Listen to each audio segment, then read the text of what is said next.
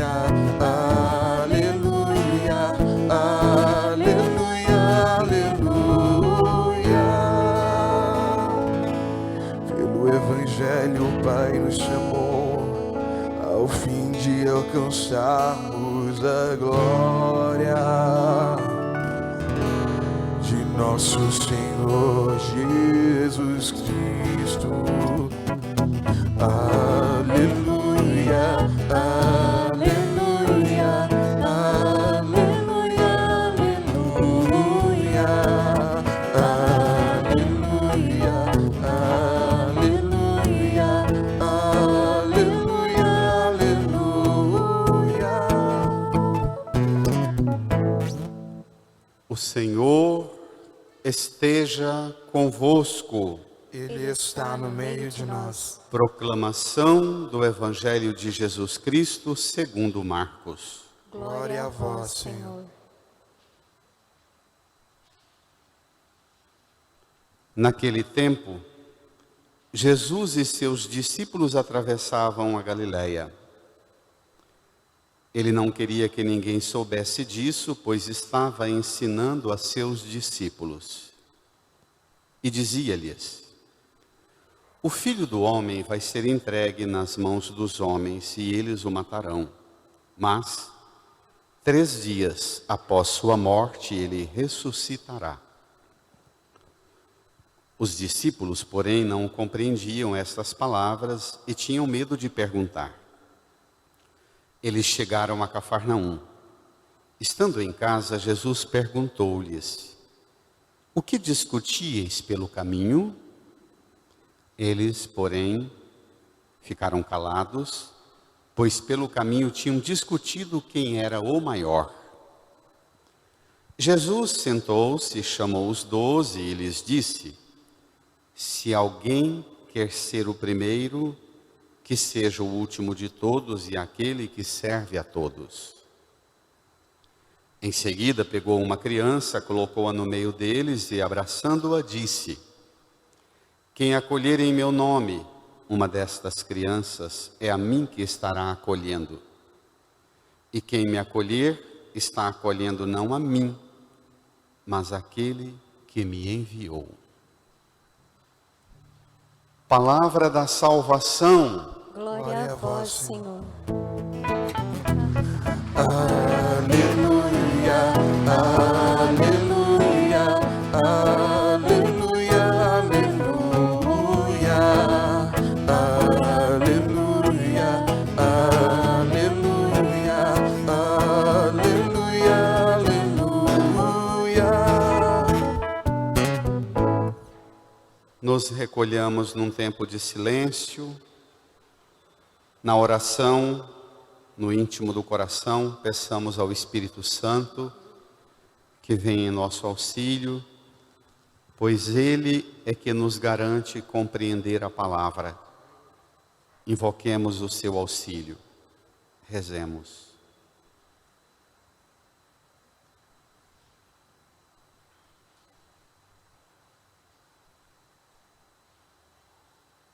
Amém.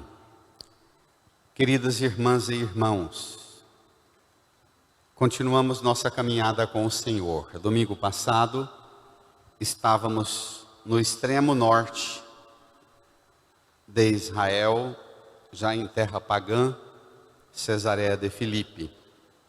Lá, Jesus avaliou a opinião do povo, a opinião dos discípulos acerca dele mesmo. Quem dizem que eu sou? Para vocês, quem eu sou? Depois de Pedro confessar, tu és o Messias, Jesus confidenciou a eles um segredo.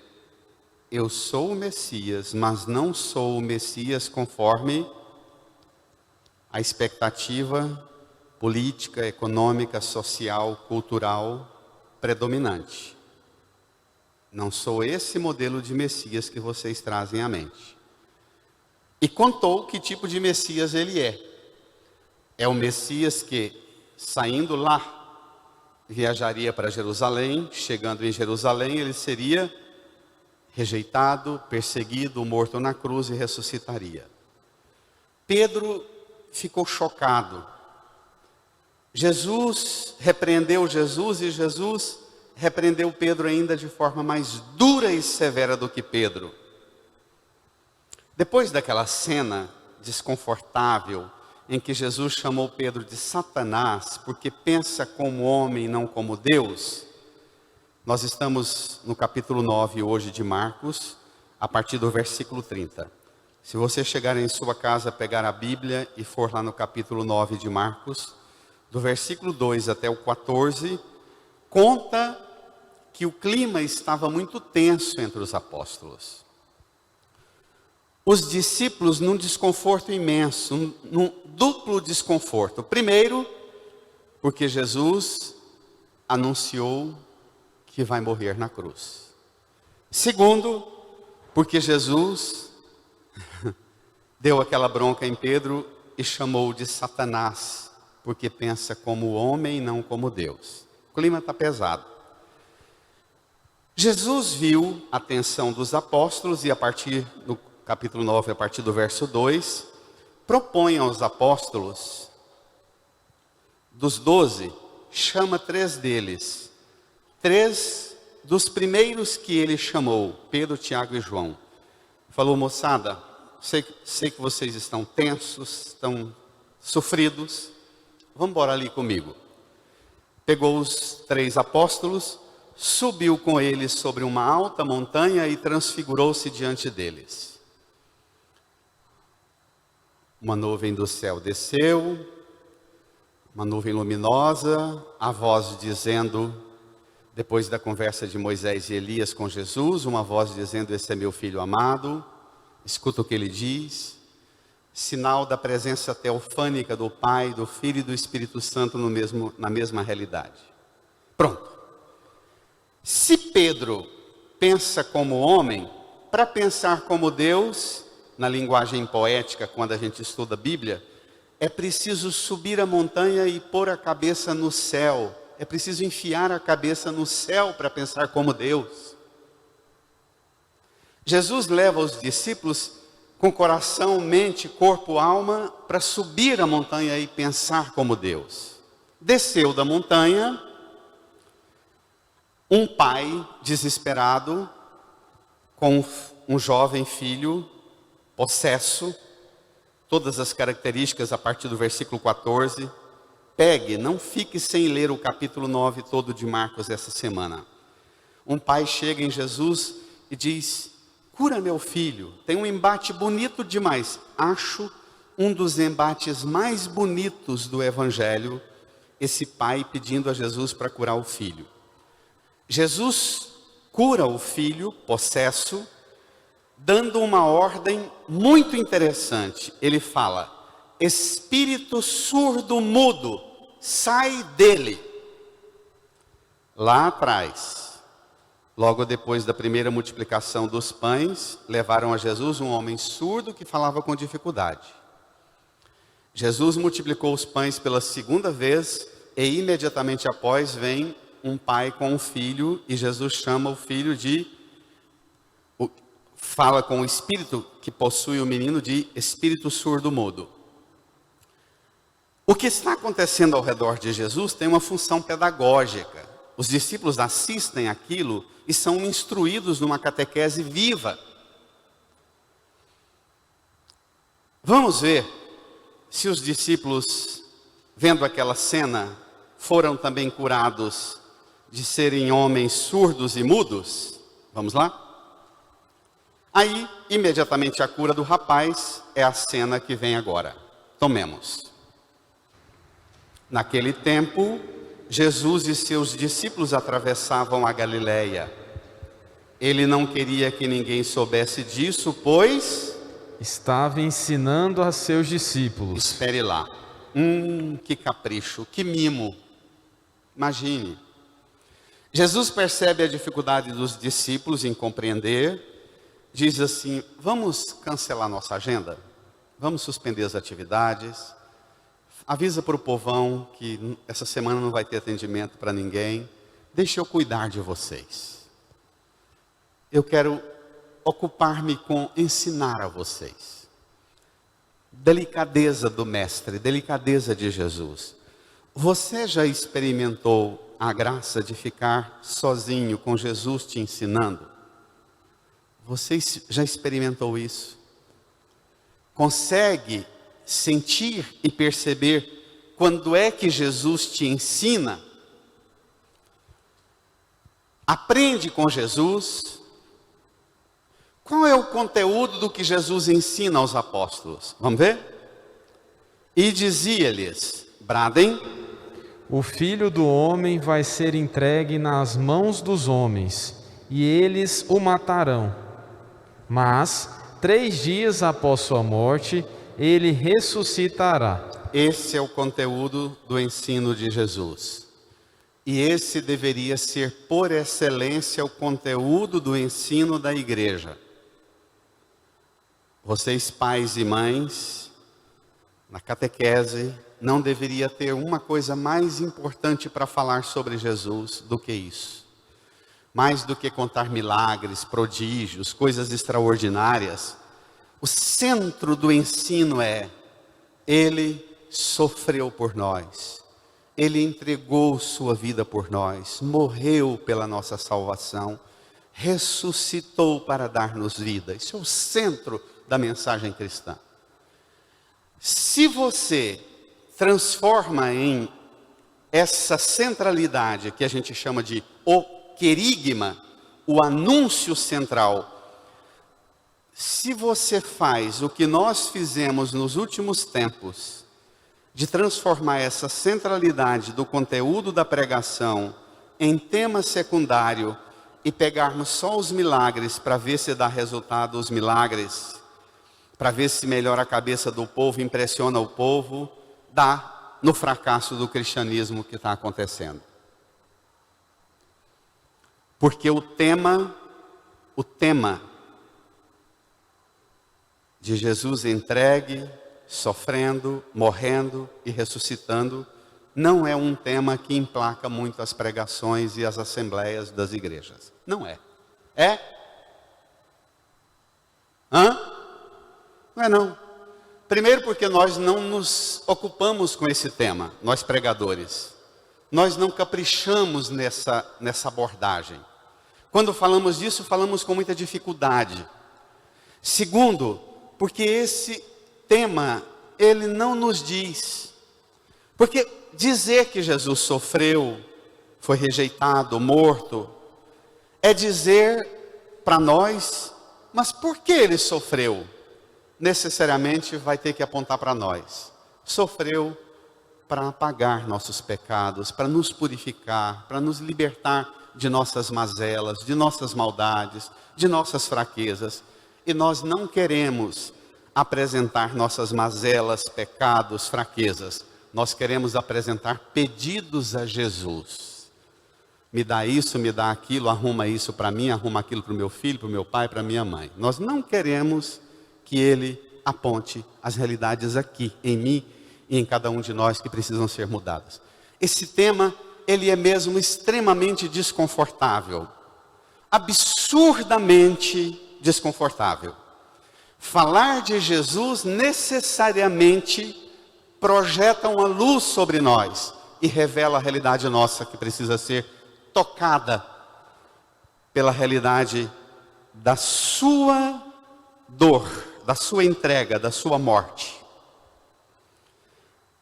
Enquanto Jesus está, quando ele anuncia, no Evangelho de Marcos, ele anuncia por 3 vezes sua paixão, morte e ressurreição. Anunciou a primeira vez, Pedro deu aquela bronca. Depois de tanta cena extraordinária, ficar a sós com eles, transfigurar-se na montanha, curar o menino possuído pelo espírito surdo-mudo, depois de tanta delicadeza, Jesus pensa, pronto, agora essa moçada está preparada, já assistiu a algumas situações que elevou a qualidade dos meus discípulos, eu posso tocar nesse assunto de novo, porque vai ter uma qualidade diferente de compreensão. Será? Vamos ver? Vamos ver? Olha a tragédia. Versículo 34. Desculpe. Versículo 32. Os discípulos, porém, leiam, não compreendiam essas palavras e tinham medo de perguntar.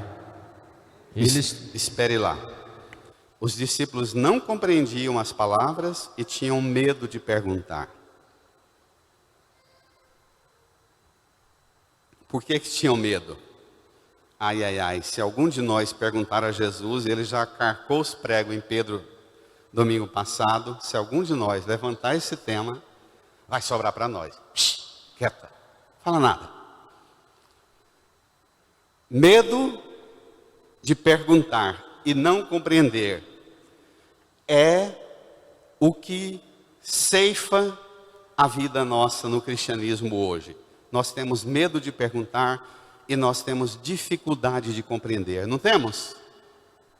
Não temos? Ao ponto de, acontecendo as dificuldades em nossas vidas, as tribulações, qualquer bobaginha, besteirinha que alguém falar para mim, qualquer mensagenzinha aguada, estúpida, do grupo do WhatsApp que mandar para mim, eu choro de emoção com aquele conteúdinho mais xoxo. Como nós fomos empobrecidos com esse conteúdo, água com açúcar que infelizmente chegou para nós. Vamos lá. Os discípulos não compreendiam, tinham medo de perguntar. Quem não compreende o centro da mensagem da fé, sofre consequências dramáticas.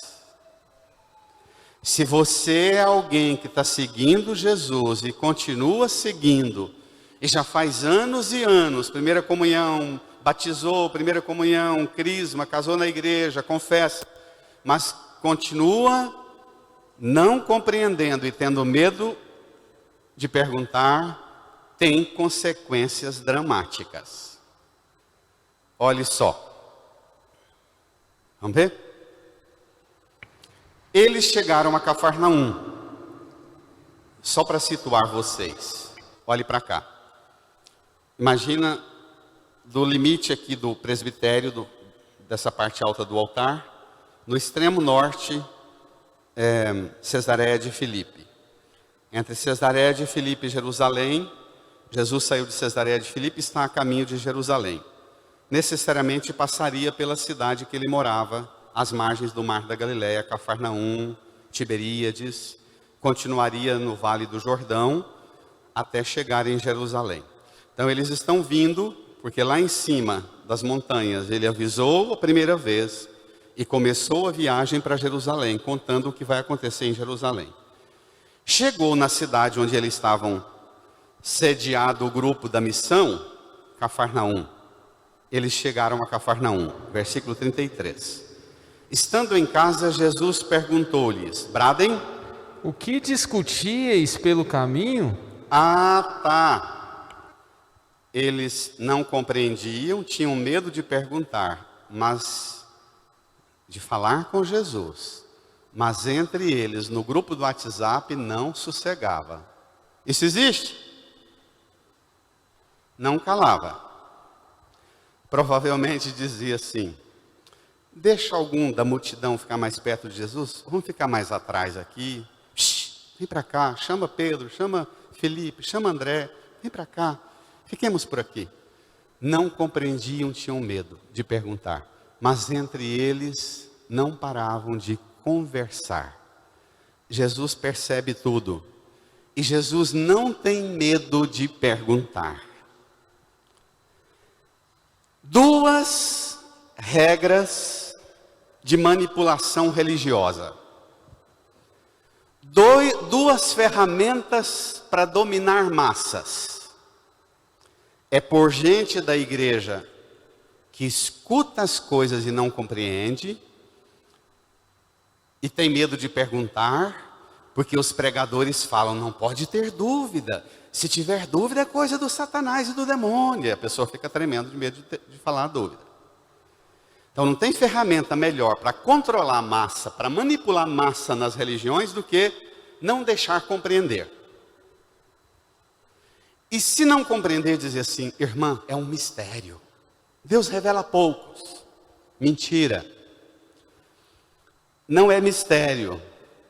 A Bíblia é a revelação de todo o mistério.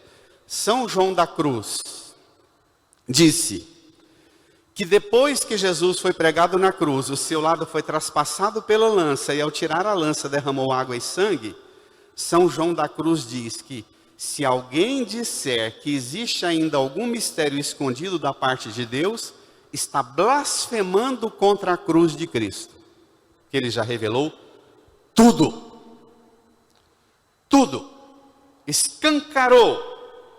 Não é à toa que a hora que ele morreu, deu o trovão, o céu escureceu e o véu do templo se rasgou em 3 partes.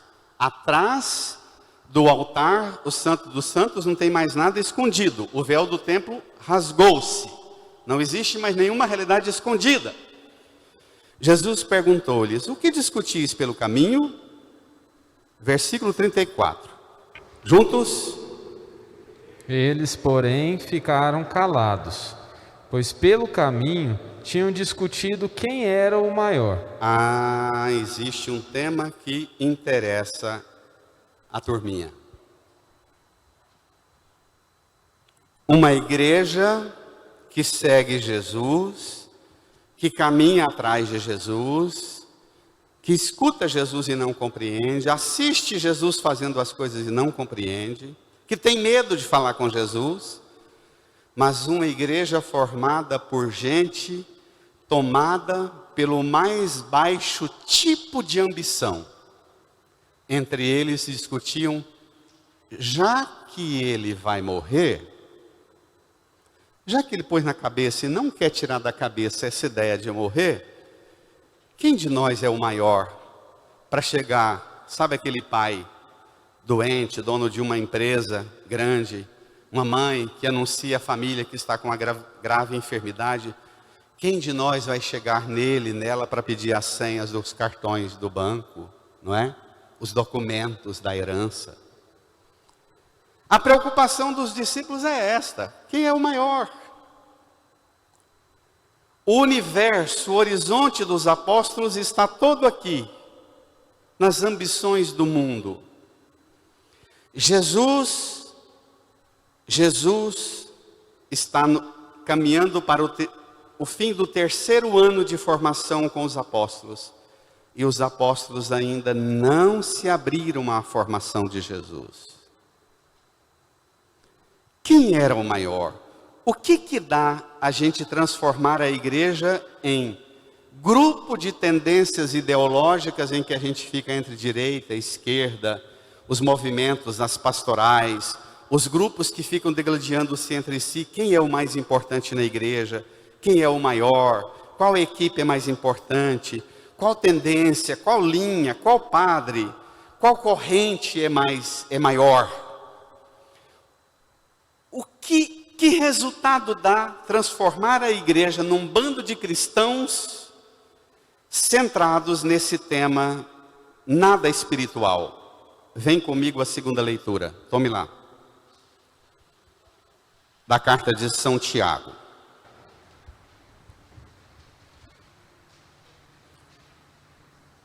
No capítulo 4, versículo 1, lá no meio do texto, diz assim: de onde vêm as guerras?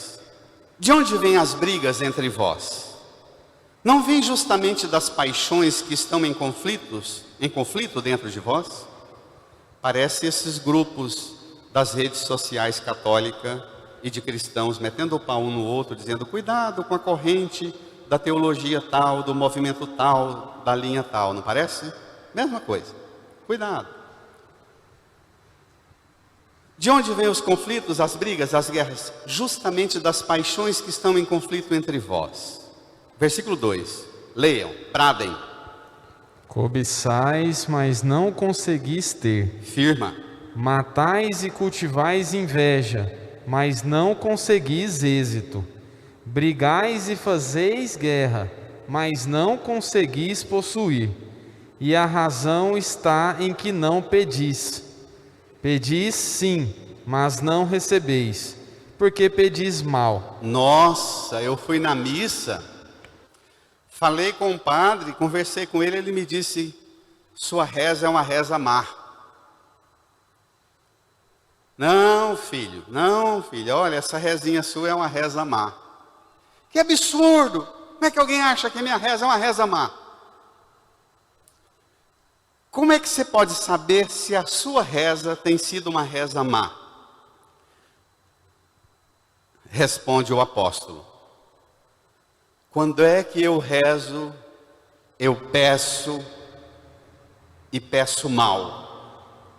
Quando termina, pois só quereis esbanjar o pedido nos vossos prazeres. uma reza é uma reza má, um pedido é um pedido mau, quando o conteúdo da minha reza é esbanjar meus pedidos nos prazeres. Vontade, desejo e necessidade, pão, não é? Milagre, o reino de Israel restaurado, a mentalidade messiânica corrente na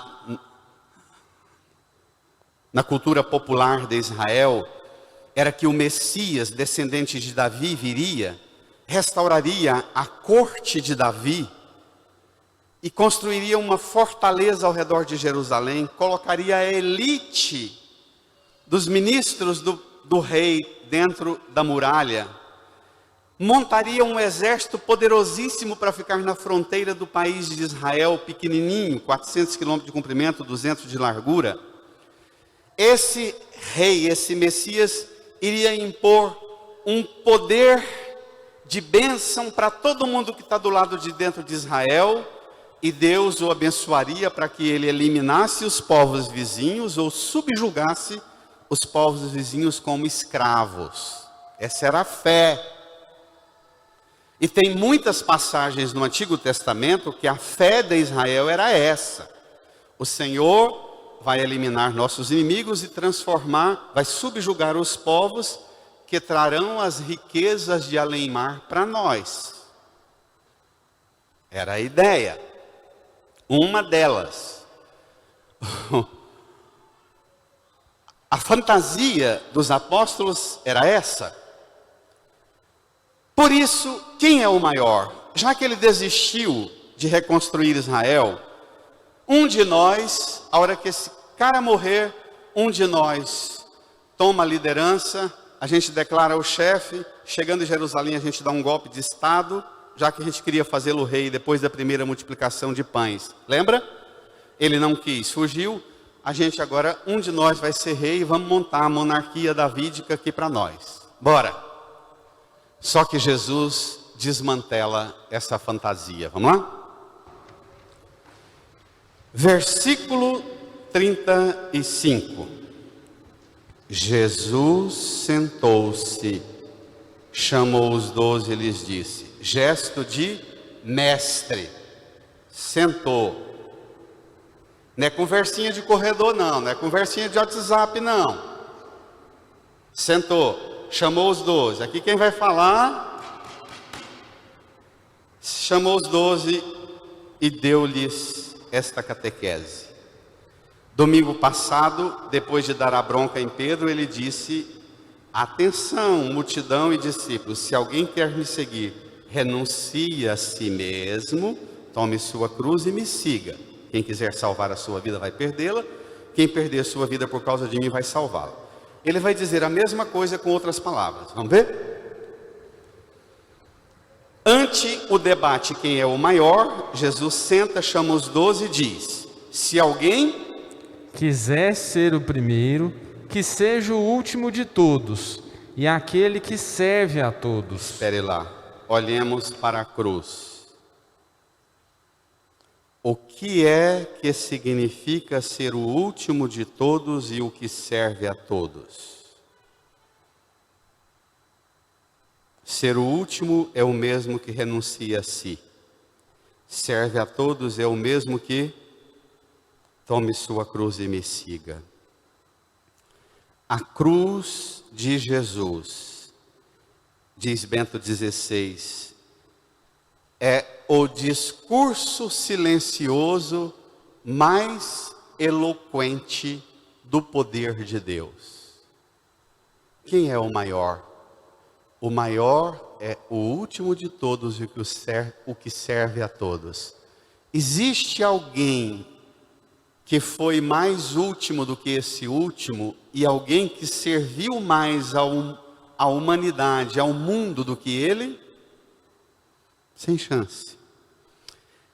Ele é por excelência o último de todos e o servo de todos. E aqui está o pavor da mentalidade judaica. Para nós, isso aqui não tem muita relevância. Domingo que vem você vai ver. Eles pensavam que o Messias davídico restauraria Israel, que recomporia as 12 tribos de Israel. Ponto.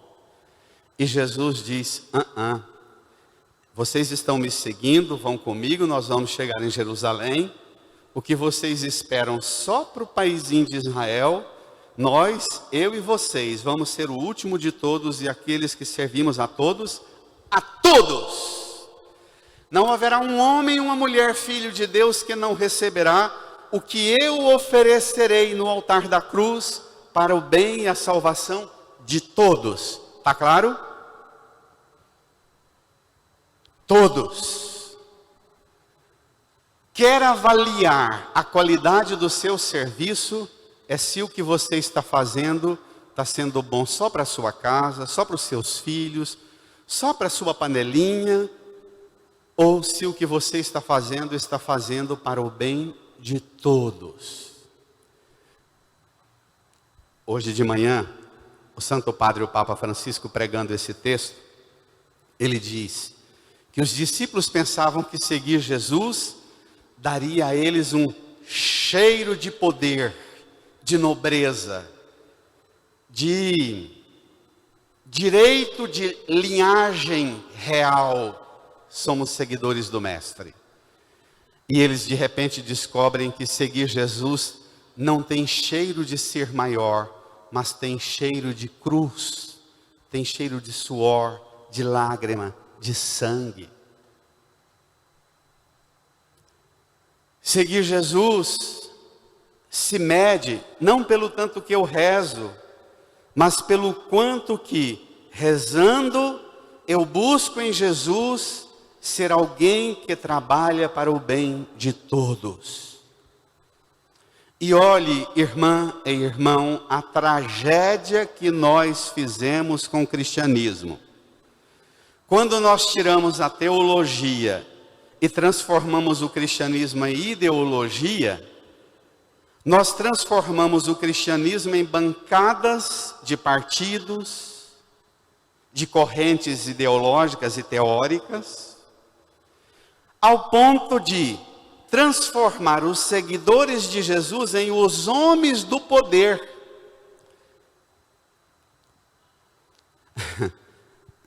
Com todas as críticas que podem ser feitas à Revolução Francesa e ao Iluminismo francês, mas não tem coisa mais perigosa do que eu vir o vereador, prefeito, governador, deputado, senador, presidente, e digo a vocês, olha, eu estou aqui porque Deus me colocou aqui. Não foi.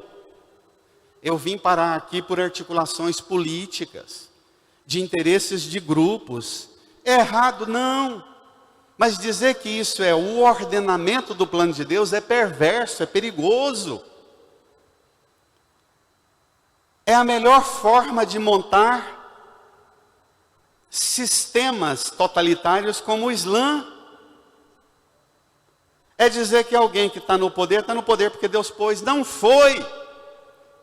Na empresa, olha, eu virei chefe nessa empresa, eu estou aqui porque Deus me pôs aqui. Não. Você está aqui por sua qualificação profissional, sua capacitação, a confiança que você tem. Agora você dizer, agora eu peço a Deus que me ilumine para que eu faça isso aqui bem, é outra conversa. Mas dizer que foi Deus que pôs, não foi. Está claro?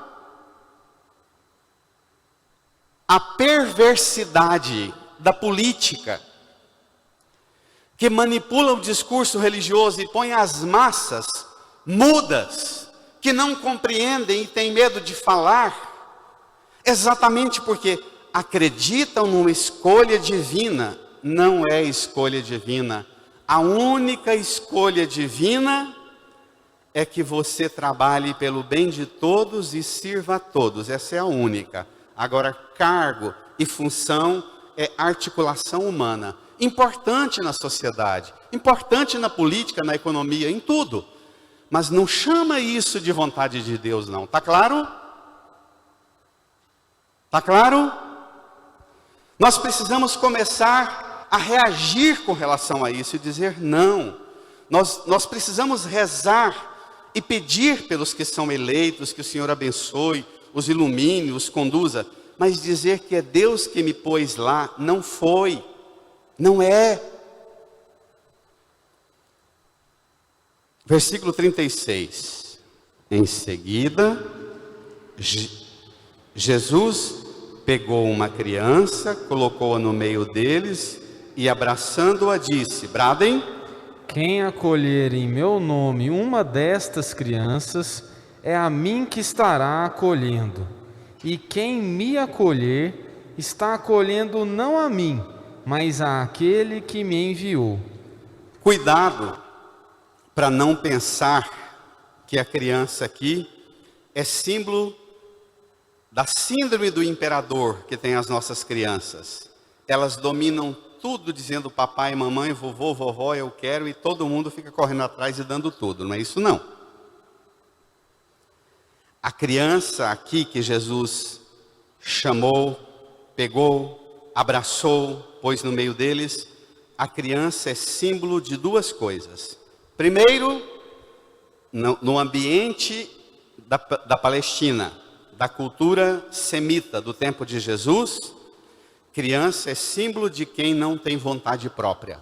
Menino, vem cá, menino vai ali, menino faz isso, menino faz aquilo. Criança é aquela que não tem vontade própria. O cristão é aquele que não tem vontade própria. Ele reza ao Pai Nosso e diz: seja feita a vossa vontade. A criança não tem vontade própria. O cristão é como uma criança que não tem vontade própria. Ele diz quando reza: seja feita a vossa vontade. Segundo, a criança é símbolo. Vocês pais e mães sabem disso. É símbolo do trabalho inútil. Pai e mãe corre, cuida das crianças, cuida, limpa, organiza, arruma tudo. Daqui meia hora tem que fazer tudo de novo. E faz, daqui uma hora tem que fazer tudo de novo. Senta com a criança e fala com ela assim uma hora explicando para ela. Daqui meia hora tem que sentar e falar tudo de novo, não é assim? A criança é símbolo de alguém que exige de você um empenho permanente, que não tem aquele retorno imediato. O serviço generoso que, se você quiser retribuição, coisa em troca, você não vai ter, porque não tem.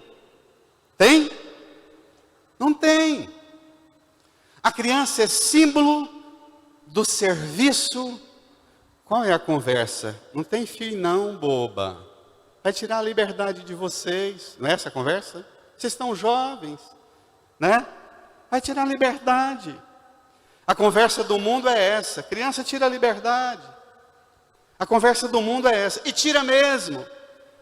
E você só é livre se você consegue dizer assim: olha, eu tenho tanta vontade de ser pai e mãe, eu vou dar minha vida por essa coisa que não dá retorno.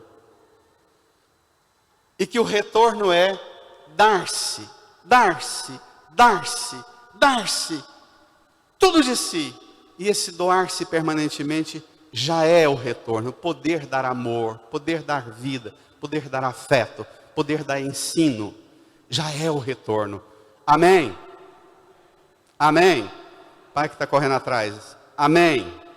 É isso. Criança é isso. Símbolo de quem não tem vontade própria e símbolo de quem não pode te retribuir. duas coisas fortes que o mundo hoje idealiza e põe no topo das ambições: a vontade própria e a retribuição. Pois a criança é exatamente o desmantelamento dessa sociedade da vontade própria e do retorno. Irmã, irmão, tem uma criança dentro de mim, dentro de você, que tem muita vontade de ser abraçado por Jesus. Talvez você nunca experimentou na sua vida um abraço de Jesus, um abraço de Deus. Talvez na sua fé você não entenda que você segue e presta culto a um Deus que abraça você. Hoje eu queria propor que você experimentasse na graça de ser procurada e buscado por Jesus, experimentar um Deus que te abraça. Um Deus que oferece a sua vida na cruz como uma criança. Olha, eu vou sofrer o mais vergonhoso e humilhante dos sofrimentos. Se você quiser e vir, meu sangue te dará perdão e vida eterna. Se você não quiser, tá bom, toca. Isso é gratuidade total. Uma criança, não é? Um amor puro. Rezar aquela reza dos antigos: Jesus manso e humilde de coração, fazei o meu coração semelhante ao vosso. Olhe para a cruz e peça de Jesus para que você tenha em você a graça de seguir a Ele e ser o último de todos, o servo de todos. Você tenha a graça de renunciar suas vontades para dizer ao Pai eterno: seja feita a vontade do Senhor. Dizer ao Pai eterno: não preciso de retribuição, porque ser filho do Senhor já é uma graça tão grande que eu não preciso pedir nada. Eu só te peço que eu nunca esqueça da grandeza de ser seu filho, sua filha, Pai eterno. Não me deixe afastar-me desta graça. Incline a sua cabeça, feche os olhos, estabeleça um diálogo com Jesus, experimente um abraço carinhoso de Jesus e o convite de Jesus: me seguir, tendo coragem de ser o último e o servo.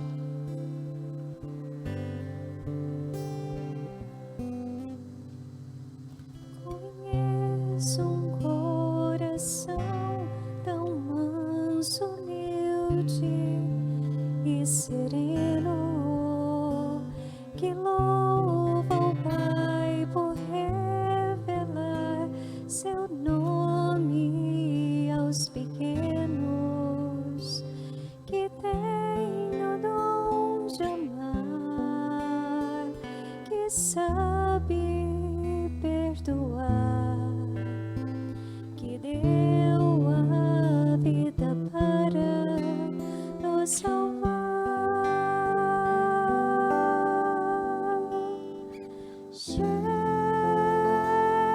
Jesus, manda teu Espírito para transformar meu coração. Jesus,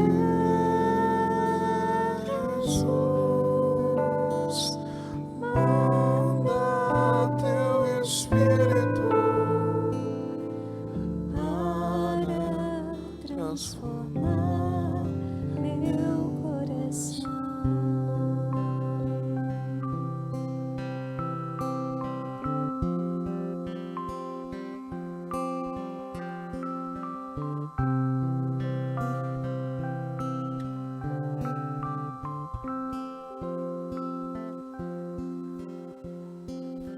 Às vezes no meu peito bate um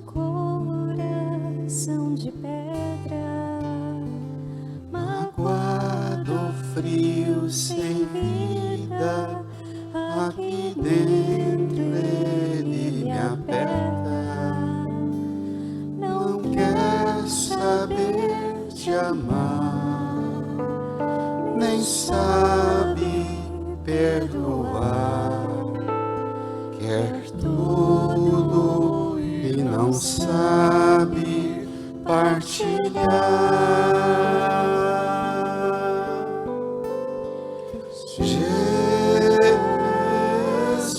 Jesus, manda teu Espírito para transformar meu coração. Fiquemos em pé, cantemos. Jesus, manda teu Espírito para transformar meu coração. Estenda sua mão para a cruz. Reze comigo, Senhor Jesus.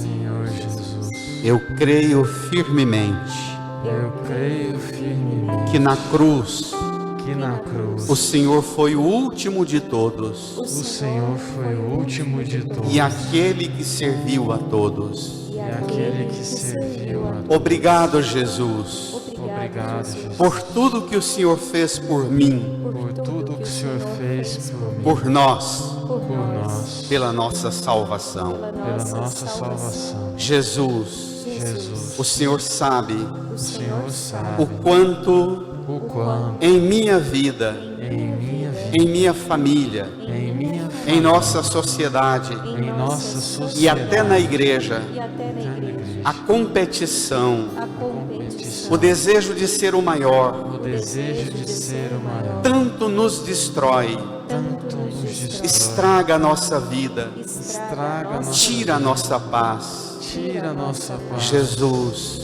Jesus, tudo que em mim tudo que em me escraviza me escraviza, nesse desejo de ser o maior, esse desejo de ser o maior, por seu sangue, por seu sangue, por seus sofrimentos, por seu sofrimento, por sua morte por sua morte e ressurreição. e ressurreição. Põe no meu coração Põe no meu coração a humildade. a humildade. Põe a mão no coração, incline a cabeça.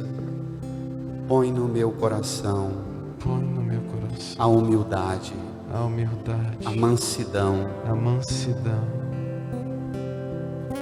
a paciência, a a paciência, serenidade, a serenidade, a coragem vigorosa a coragem vigorosa de renunciar a mim mesmo, de renunciar a mim mesmo, ser o último de todos, ser o último de o todos, servo de todos, servo de todos. como o Senhor, Ponha, Senhor, lá em minha família, lá em minha família, eu seja o seu servo.